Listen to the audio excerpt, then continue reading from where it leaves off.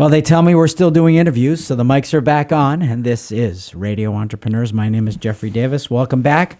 Also, just so you know, host of Radio Entrepreneurs, but also CEO, founder of MAGE LLC. Since 1985, over 700 firms we've worked with, 700 entrepreneurs in leadership. Wow, it's been quite a run for us at MAGE. And here's another entrepreneur, which my partner, Jonathan Friedman, knows. Steve Walsh, CEO, Procurrence. And we're going to talk about startup stories. Fantastic. Welcome, Steve. Thanks so much for having me. I really appreciate it. Great. Well, why don't you tell us about Procurrence? So we are an early stage startup. We incorporated this year, and we're based in Boston. I'm a Boston kid. I grew up here. I'm a state school kid, went to UMass Amherst. And right.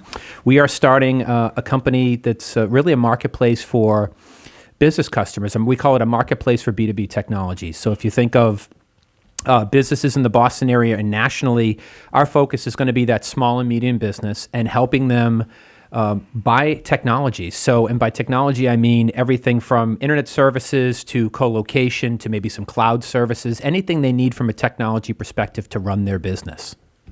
Right. So who came up with the idea for this business? And give me some more meat on the bone of Sure. who buys it, who will be buying it. Sure. So my background is an operator. So I spent about 20 years in the technology space, had the pleasure of working for two national cable companies, both Cox and Comcast, as a regional vice president. And two of my good friends from that industry and I have had this idea for about 10 years, and it really centers around customers and the experience customers have in buying these products. And it really hasn't changed in the last 30 years. Customers either call a call center or they meet with someone, a salesperson face-to-face, and they go through this process of looking at companies. And they call, whether it's the cable companies, the phone companies, or any number of these providers, and they go through this buying process. And it takes anywhere from 30 days for a small and medium business to up to 90 days if you're a mid-market or an enterprise business, because you've got to look at a bunch of providers and go through this, I'll call it contact to contract process of talking to people, getting proposals, and trying to figure out what technology fits your business, how you're going to use these services, and how it benefits you.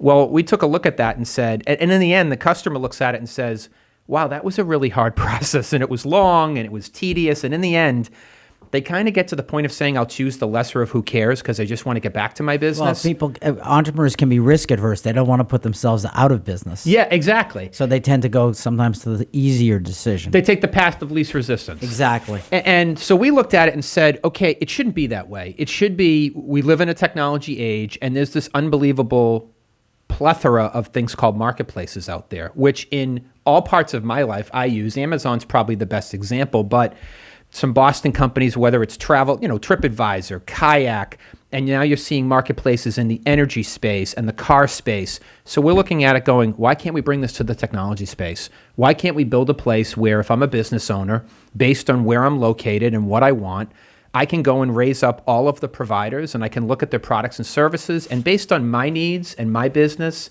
I can get a recommendation and I can take that product process from what was 30 days down to like 3 days. What if we could give them a more efficient, elegant, and candidly a transparent process that lets them see all the options as opposed to letting a provider tell them what they're going to buy or what bundle they're going to be in?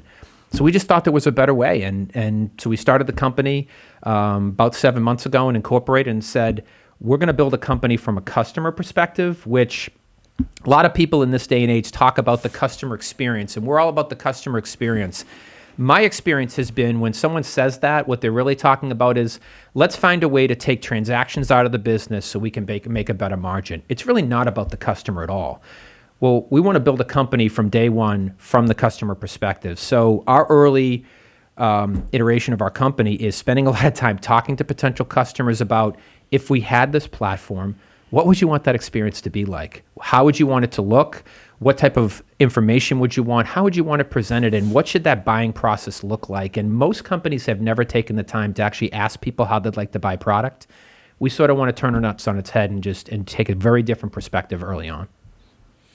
Interesting. So when you say we, did you start the business yourself? Were you recruited, or were you part of the whole funding group that came in? So I was part of these three founders and two gentlemen that I've known for close to 20 years, and we all worked in the technology industry together and had been talking about this problem for a while. And we all bring different skill sets. I'm more of the sales and operations side. One of my founders, Mario Pino, he is the technologist and engineering. And our third partner, Mo Yousefi, he's really the serial entrepreneur. He's founded a couple companies, one of which he took public. So I wanted to have folks that have a different skill set. So we thought of this idea. We've been talking about it for a long time. And then a little over a year ago, they both came into town, and we locked ourselves in my house for a couple weeks, wrote a business plan, and said, let's go. We're going to go raise some money, and we're going to candidly try to go change the world for customers. And so that's how it started. And we've been building it from scratch, incorporated, and we're out, building wireframes and building the platform, and at the same time simultaneously raising venture capital. So we're doing both at the same time. Any customers yet? No customers yet. We have some alpha customers that are in alpha stage with us, talking to us about user experiences, what they want the UI and UX to look like, and we want to have the platform commercially available by the end of this year.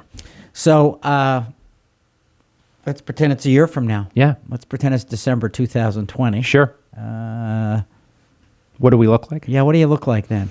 I think we've got a platform where customers can get a differentiated digital experience that's simple, efficient, and easy. We have customers liking that experience to the point where it's starting to get legs and refers to other customers.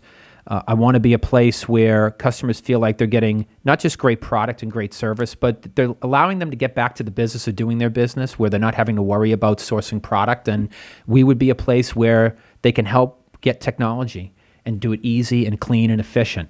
That's what a year looks like. A year from now for us, we would be in the initial stages, have first couple hundred customers, get to revenue. Positive revenue? Or still... we're going to look like a SaaS company. So the first couple of years, we're going to be building a platform, and it's capital intensive, and that's okay. So we see us getting to cash flow positive end of year 2, beginning of year 3. Right. But we think that first year is really important to build a brand, to build a place where customers feel like they can get transparency, and to get those initial customers to start to get the initial revenue. But we're going to run the company extremely lean. We're going to use incubator space in the Boston area, not going to be very employee-centric because it's a platform. So we don't need to have feet-on-the-street salespeople. We don't have the normal heavy lifting that a normal feet-on-the-street sales force would have because it's going to be digitized. Right. We've been speaking with Steve Walsh, CEO, Procurrence, a startup company. Steve, if somebody wanted to learn a little bit about Procurrence, even now, Sure. How would they find you? Pretty easy. It's procurrence.com, or feel free to shoot me an email directly at steve@procurrence.com. So we do have our initial website up. It's got some information about what we're doing. And, whether you're a potential customer, if you're a potential partner of ours, folks like the MSP community, which is looking for other ways to digitize their platforms and a way to get product in front of customers, or if you're in the investment community and want to learn a little bit more about what we're doing, how we're raising, and how you might be able to be a good partner of us, procurrence.com. We'd love to hear from you. Great. Well, hopefully you're going to come back again so we can track your success on Radio Entrepreneurs. Absolutely. Great. Well, good luck. And want to remind everybody this is Radio Entrepreneurs, and we have more stories coming right after this break.